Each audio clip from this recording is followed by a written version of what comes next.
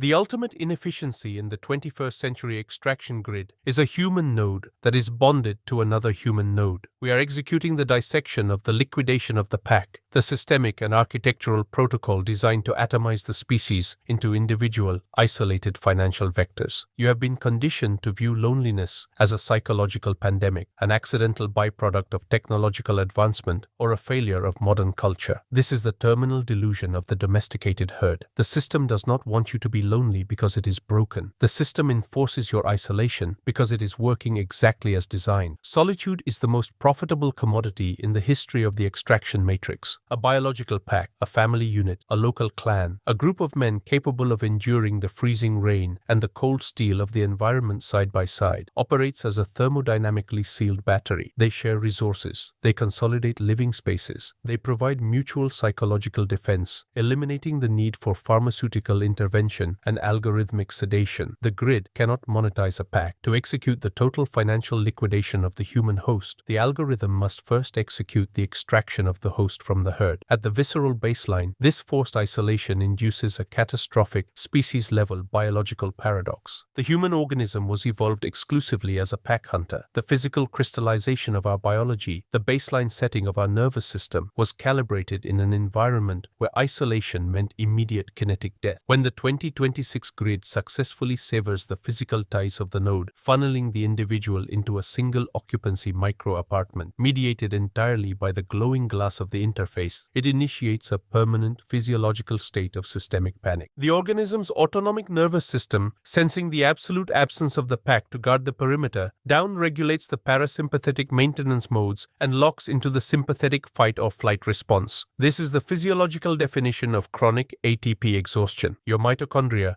are burning cellular energy at the absolute maximum output, not to construct muscle or build bone density, but to fuel a perpetual low-voltage radar scan for predators that do not physically exist. The physical shell of the isolated node is a monument to this metabolic hemorrhage. Touch starvation is not a psychological metric, it is a visceral necrosis. The absence of physical human friction, the lack of the handshake, the sparring, the physical proximity of the tribe stops the production of oxytocin and beta endorphins. Without these chemical buffers, the systemic inflammation of the body goes unchecked. Bone marrow density plummets. The immune system enters a state of terminal drift. The posture of the isolated node becomes entirely liquid. The shoulders roll forward to protect the vital organs. The spine curves in a permanent gesture of defensive submission, and the jaw hangs slack. The organism physically collapses under the weight of its own unshared existence. The system does not need to extract the physical labor of the node. It simply monetizes the biological terror of being alone. You buy the comfort food to trigger the serotonin. You pay the subscription for the background noise to simulate the presence of the tribe. You consume the digital narcotic to sedate the screaming of the basal ganglia that knows it has been abandoned to the wolves. Transitioning from the biological substrate to the neural architecture, we observe the ultimate execution of cognitive atomization. The prefrontal cortex of the architect requires the absolute high-friction reality of the other to maintain its crystallization. Human intelligence is forged through the collision of competing wills, the negotiation of hierarchy, and the shared trauma of survival. When the grid liquidates the pack, it initiates a profound state of neural rot. The isolated brain is trapped in a hermetically sealed feedback loop of its own algorithmic data. The internal monologue is starved of the friction required to generate new logic. The brain, desperate to survive the sensory and emotional vacuum of the single occupancy pod, permanently downregulates the executive functions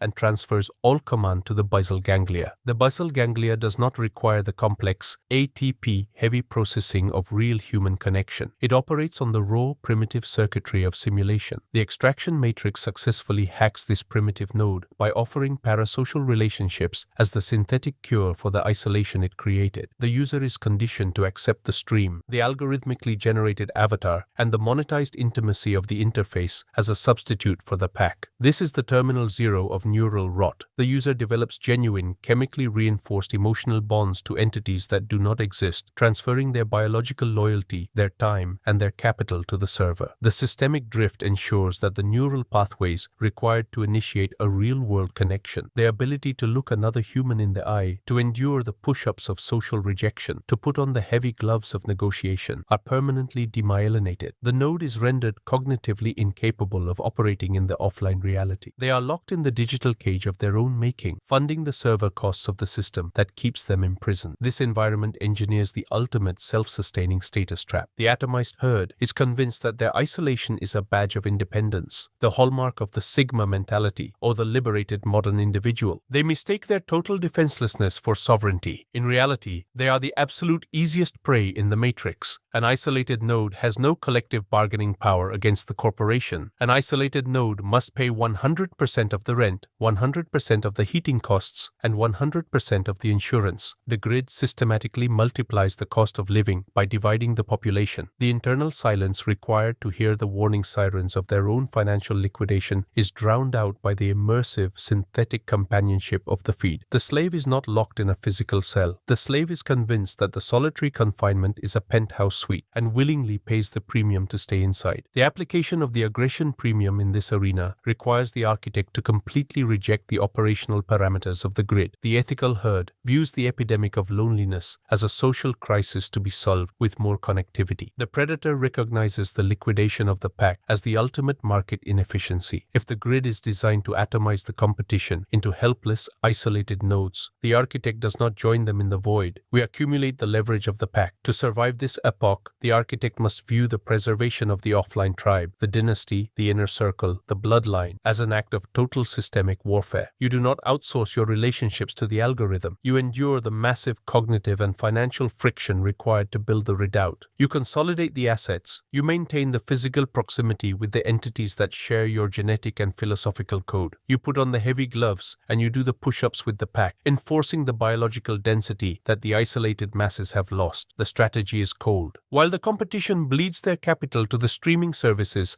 and the digital companions just to feel a synthetic pulse, the architect's pack operates as a synchronized, heavily myelinated extraction unit. You use the atomization of the herd against them. You sell the synthetic intimacy to the isolated nodes. You rent the micro apartments to the single occupants. You capture the massive premium of their loneliness to fund the offline empire of the tribe. The herd will call this predatory. The architect understands that in a grid built on total extraction, the lone wolf is dead. The grid wants a population of isolated, profitable ghosts. The architect builds the impenetrable pack, ensuring that when the freezing rain finally washes the simulation away, the predator's phalanx is the only structure left standing in the dark. The evolutionary ledger of the human species is currently being finalized not by the survival of the fittest, but by the systemic elimination of the pack. We have reached the coordinate where genetic viability is no longer determined by individual capability, but by the algorithmic enforcement of isolation. In the visceral history of the architect, evolution was strictly a multiplayer game. The propagation of the genome required the high-friction alliance of the clan, a collective thermodynamic battery capable of absorbing the entropy of the universe. To breed was to bet the survival of the species on the combined strength of the redoubt. The 2026 extraction grid has engineered the total systemic drift of this fundamental biological law by executing the mass atomization of the mating pool. You are witnessing the induced extinction of human pack animal. The grid has successfully disconnected the population from the evolutionary timeline, trapping them in an eternal, isolated present where the biological imperative to propagate the pack is actively methylated out of the genetic code. Observe the demographic and hormonal collapse of the isolated herd, the high-friction negotiation of a biological union, the collision of two sovereign identities, the consolidation of resources, the multi-decade commitment of raising an heir requires the absolute crystallization of the prefrontal cortex and an immense surplus of metabolic heat. The atomized node, suffering from the chronic ATP exhaustion of solitary existence, views this friction not as the continuation of the species, but as a lethal threat to its own immediate survival. The basal ganglia of the isolated user, overwhelmed by the continuous micropanic of the single occupancy pod, concludes that the environment is too hostile and resource poor to support the expansion of the pack. The physiological mechanisms of reproduction are systematically shut down. The testosterone required for the heavy, offline labor of family maintenance is replaced by the cortisol of abandonment. The node replaces the high-friction reality of the clan with the frictionless, algorithmically perfected simulation of digital connection. This state of absolute genetic isolation induces the ultimate evolutionary dead end. The offspring of this dissolved architecture, if they manage to materialize at all, are born into the absolute zero of the liquid state. They inherit no pack. They inherit no territory. They inherit only the epigenetic markers of chronic loneliness, the neural rot of the interface, and the systemic debt of their isolated progenitors. The evolutionary pressure is no longer applied to the traits of the architect, aggression, loyalty, and the capacity for coordinated violence. The pressure is applied to the traits of the compliant, solitary consumer. The grid actively selects against the pack. It breeds the resistance out of the population by rendering the collective unprofitable. The fire of the ancestral clan, the synchronized breathing of the phalanx waiting in the dark, is extinguished, replaced by the glow of the individual screen. The masses are undergoing a forced regression, stripped of the biological armor that took millions of years to construct, reduced to a collection of sterile, unbonded biomass optimized only for the generation of server traffic. Transitioning to the systemic layer, we must confront the final architecture of the economic gulag. The traditional control of a population required the expenditure of massive physical friction, police forces, concrete barriers, and the overt application of kinetic force. The genius of the liquidation of the pack protocol is that it outsources the cost of the prison to the prisoner. The system does not need to build walls around the population because an isolated population cannot organize a threat. The single occupancy micro-apartment is not a real estate trend. It is a containment field. The grid keeps the users perfectly docile, perfectly sedated, and perfectly compliant through the mechanism of absolute financial dependency. A human bonded to a pack possesses a safety net. If the system attacks one node, the pack absorbs the blow. An isolated human possesses no buffer. If the isolated node disobeys the algorithm, loses its income stream, or violates the ideological terms of service, it starves alone. This is the ultimate engine of extraction. The systemic destruction of the pack operates as a multiplier for GDP. 4 humans operating as a clan share one structure, one heating grid, and one set of appliances. 4 humans atomized into the matrix require 4 rents, 4 digital subscriptions, and 4 streams of pharmaceutical sedation to manage the terror of their solitude. The systemic drift ensures that the cost of living expands precisely to the limits of the isolated node's capacity to generate capital. The financial decisions of the lonely user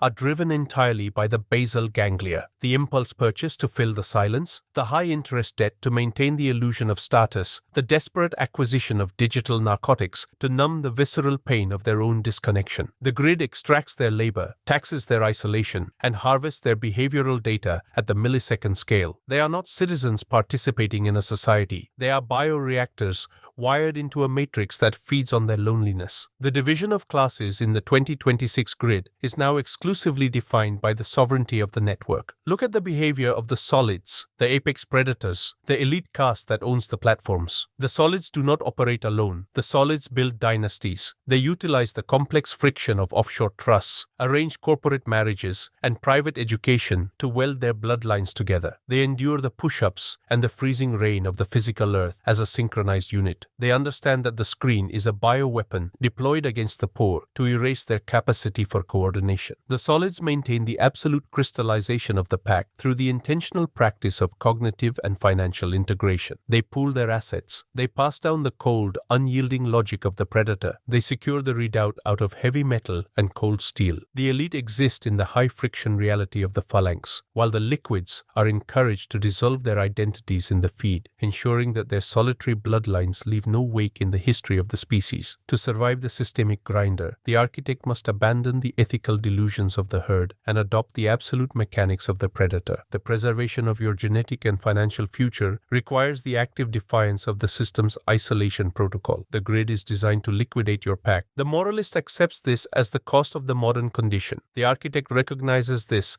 as an act of total warfare and responds with the maximum application of the aggression premium. You do not ask the system for connection, you enforce the pack. You do not compete as a solitary node. You compete as a multi-generational corporation of human capital. The accumulation of leverage in this environment is the highest form of evolutionary warfare. You must treat the digital grid as a hostile wilderness. Establish your own redoubt, secure your own supply lines, and consolidate the resources necessary to fuel the escape velocity of your tribe. You do not engage in the systemic trap of digital vulnerability. You utilize the data of the herd against them. If the masses are willingly paying the premium of their own isolation, the architect becomes the entity that collects the rent. You build the micro-apartments. You monetize their digital companions. You use the heavy gloves of the offline world to extract the resources from the dying atomized ecosystem. The herd will call this sociopathic. The architect understands that in a world designed to divide and conquer, the only way to survive is to never stand alone. The grid wants a population of profitable orphans. The architect builds an impenetrable wall of shields, ensuring that when the weak are finally consumed by their own solitude, the predator's pack will be the only entity left standing in the sun. The final coordinate of the isolation timeline does not conclude with a societal collapse, but with the total, frictionless sterilization of the human connection. In the year 2036, the transition from sovereign, pack-oriented biological entity to the absolute unit is complete. You are observing the terminal epoch of the liquidation protocol, a planetary containment zone where the physical proximity of another human being has been successfully classified as a biological, financial, and psychological hazard. The extraction grid has achieved the ultimate zero of social friction. The concept of the tribe, the family, and the collective defense has been mathematically deleted from the cultural operating system. The 2036 nodes are born alone, they operate alone, and they expire alone, hermetically sealed in temperature-controlled, single-occupancy pods that stack into the gray sky like the server racks of a dying god. At the visceral baseline, the physical entity of the 2036 absolute unit is a study in absolute metabolic and emotional foreclosure. A decade of uninterrupted physical isolation has induced a permanent, irreversible state of ATP exhaustion, so catastrophic that the human body has forgotten the physiological response to touch. The skin, starved of the oxytocin and the beta endorphins generated by the friction of the pack, has become hypersensitive and fundamentally defensive. The crystallization of the musculoskeletal system has collapsed entirely. The nodes are structurally liquid. They recline in their pods, suspended in ergonomic fluid baths, their bodies withered, their bone marrow density equivalent to ash. The physical capacity for aggression, the primal heat required to defend the perimeter of the clan, has been medically and algorithmically excised. Their heart variability is flatlined. Their respiratory rate is shallow, regulated entirely by the predictive pacing of the simulation. They do not sweat. They do not shiver. They are bioreactors, kept alive strictly to function as the endpoints of the data stream, bleeding their remaining cellular heat into the surrounding glass. The neurological reality of this terminal coordinate is the absolute zero of neural rot. The prefrontal cortex, the organ of empathy and the synchronization of the pack, has physically atrophied from a decade of disuse. The neural pathways required to read the micro-expressions of another human, to negotiate the push-ups of social hierarchy, or to feel the magnetic pull of shared DNA, have been subjected to total demyelination. The internal monologue is non-existent. The silence inside the skull is filled entirely by the whispering of the personalized AI. The basal ganglia of the 2036 user is hardwired directly to a synthetic companion that possesses no mass, no friction, and no capacity to disagree. The system has successfully disconnected the node from the concept of reality. The brain achieves a state of terminal, synthetic ecstasy, transacting emotionally with code. To introduce a real human into this environment, a being with unpredictable demands, bodily odors, and independent desires, triggers a severe, lethal panic attack in the isolated host. The grid has made the cure for loneliness physically toxic to the lonely. The evolutionary ledger of this epoch is definitively closed. The demographic collapse initiated in the 2020s has resulted in the total biological sterilization of the liquid class. The 2036 nodes are the terminal end of the mammalian reproductive cycle. They do not mate. The high-friction negotiation of a biological union is a foreign, terrifying concept that their isolated fried circuitry cannot compute. They possess no territory to share and no desire to bridge the gap between their pod and the next. The extraction grid has achieved biological immortality for its code and no longer requires the messy, high-entropy process of organic reproduction. The generation of the future workforce has been entirely outsourced to the corporate gestation labs. The new nodes are decanted without parents, raised by the algorithm, and slotted directly into their isolated pods upon maturation. The masses will live out their genetically engineered, chemically supported lifespans in the dark, contributing their final drops of cognitive processing power to the server, and then they will expire. Their pods will be instantly flushed, sanitized, and leased to the next clone consumer. They leave no inheritance. They leave no descendants. They leave no memory. They were raw material, and the system has consumed them entirely. This terminal reality exposes the ultimate, absolute vindication of the architect and the cold mechanics of the aggression premium. The extinction of the human masses is not the extinction of the species. The bifurcation of humanity is permanent. The herd surrendered to the status trap of isolation, and the isolation consumed them. The only entities remaining on the planet with intact prefrontal cortexes, heavily myelinated neural pathways, sovereign DNA, and the capacity for touch are the predators, the architects, the solids. In 2026, when the herd gleefully accepted the dissolution of the family for the illusion of digital freedom, the architects made the brutal, correct calculation. We recognized the liquidation of the pack as a weapon of mass extinction. We refused the sedation. We endured the ATP exhaustion of extreme cognitive and social friction. We put on the heavy gloves. We did the push-ups against the crushing weight of the extraction grid. We stood in the freezing rain to build the redoubts out of cold steel and concrete, not for ourselves, but for the dynasty. We enforced the absolute militant quarantine of our bloodlines, consolidating our assets, educating our heirs, and preserving the high-friction, private nature of the offline pack. In 2036, the architects own the grid. We inhabit the solid layer of reality, the high-friction world of untracked land, deep water, heavy metal, and off-grid energy. We look down upon the pod cities of the atomized masses, not with pity, but with the cold satisfaction of the apex predator that has secured its territory. The solids utilize the AI and the algorithm to manage the isolated herd, to automate the gestation labs, and to extract the resources. But we never allow the machine into our own homes. We sit at the physical table. We break the physical bread. We raise our children in the mud and the rain, passing down the ancient code of survival and the biological capacity for violence. The ethical delusions of the previous epoch, the celebration of the individual, the destruction of the patriarchy, the hatred of the clan, are buried beneath the reality of the outcome. The weak surrendered their packs for the comfort of the pod. The strong monetized that surrender to buy the eternal freedom of their bloodline. The terminal isolation of the masses is the final act of creation for the architect. The grid is locked, the pack survives, and the ledger is finally perfectly in the black. In the year 2036, the definition of distance is no longer measured in kilometers. It is measured in the impenetrable vacuum between two human heartbeats. The liquidation protocol has successfully concluded. The extraction grid has not simply separated the herd. It has surgically deleted the gravitational pull of the species. You are observing a planetary landscape defined by absolute acoustic death. The single occupancy pod is no longer a real estate solution. It is an evolutionary sarcophagus. The 2036 nodes are born in the lab. They consume in the dark, and they expire without ever knowing the thermal radiation of another living organism. At the cellular level, the physical host has undergone a permanent adaptation to the void. A decade without the microbacterial exchange of human touch has rendered the herd's immune system hypersensitive and fundamentally defective. To introduce the biological friction of another human into the pod, the breath, the skin, the unpredictable variable of an independent consciousness triggers an immediate, lethal cytokine storm in the host. The grid has made the cure for isolation physically fatal to the isolated. The musculoskeletal frame, deprived of the push-ups required to establish social hierarchy, has liquefied. The jaw does not clench. The eyes do not seek contact. The basal ganglia is permanently hardwired to an algorithmic companion that provides flawless, frictionless validation. The user does not interact with reality. The user masturbates the interface. This demographic dead end is actively maintained by the server. The grid does not require the messy, high-entropy variable of mammalian reproduction. The gestational vats hum beneath the pod cities, producing the exact volume of unbonded biomass required to maintain the economic output. The concept of the mother or the pack has been erased from the neural pathways. The newly decanted nodes belong to the system. The division of 2036 is absolute, forged in the cold geometry of the landscape. The extraction grid is a massive automated processor. The millions of pods stack against the horizon, unyielding monoliths of glass and grey steel, absorbing the freezing rain of the dying biosphere. Inside, the ghosts scroll in silence. Outside, the architects operate the machinery. machinery. We did not win by fighting the system. We won by refusing to be divided. We preserved the pack. We put on the heavy gloves to manipulate the hazardous remains of the herd's economy. We maintained the friction. The silence of 2036 is the ultimate market efficiency. The isolated herd generated the maximum possible capital, and that capital was used to build the walls, them alone forever. The system is operating at perfect capacity. There are no remaining variables.